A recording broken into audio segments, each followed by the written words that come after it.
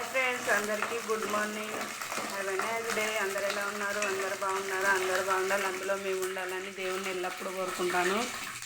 అందరూ టీలు, కాఫీలు, టిఫిన్లు చేశారా ఫ్రెండ్స్? మేము టీ, కాఫీ అలవాట్లేదు. ఓన్లీ బ్రేక్ఫాస్ట్ ఓట్స్ కిచిడి చేయాలనుకుంటున్నాను. ఫస్ట్ అయితే వంట చేస్తున్నాను. కర్రీసే బీరకాయ కూర, బీరకాయ పల్లి పచ్చడి.